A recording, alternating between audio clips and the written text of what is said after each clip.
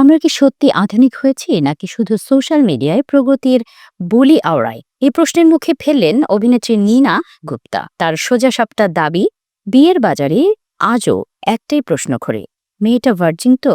শুধু তাই নয়, ঘরে ঘরে পিতৃতন্ত্র আজও দিব্যি বেঁচে আছে বলে মনে করেন অভিনেত্রী।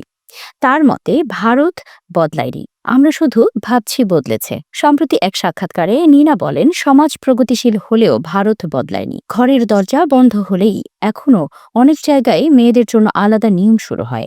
ছেলের অতীত নিয়ে প্রশ্ন নেই, কিন্তু মেয়ের ক্ষেত্রে প্রথমেই চরিত্রের সার্টিফিকেট লাগবে। তার মতে সমাজে এখনো এমন ধারণা রয়েছে যে বউ মানেই হতে হবে ভার্জিন, অস্পর্শিত, যেন মেয়েরা মানুষ নয়, কোনো সিল করা প্যাকেট। পুরুষের অতীত নিয়ে প্রশ্ন তোলা হয় না, কিন্তু মেয়ের ক্ষেত্রে প্রথম শর্ত সে যেন ভার্জিন হয়। এই মানসিকতাকেই তিনি সরাসরি চ্যালেঞ্জ করেছেন।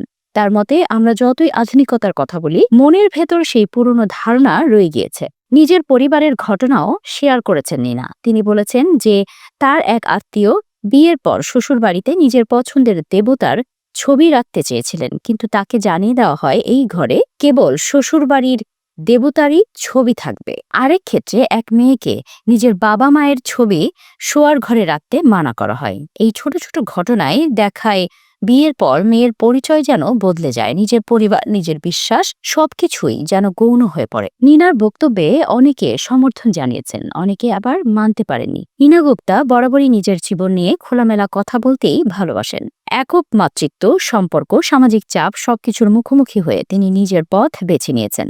তাই তার এই মন্তব্য নিছক বিতর্ক নয়, নিজের বাস্তব অভিজ্ঞতারই প্রতিচ্ছবি। সমাজবিজ্ঞানীদের মতে ভারতে এখনো বিয়ের বাজারে কনের ভার্জিনিটি নিয়ে চাপা প্রত্যাশা কাজ করে। নানা সমীক্ষাতেও দেখা গিয়েছে বহু পরিবারের মেয়েদের ওপর নিয়ন্ত্রণ পুরুষদের তুলনায় অনেক বেশি।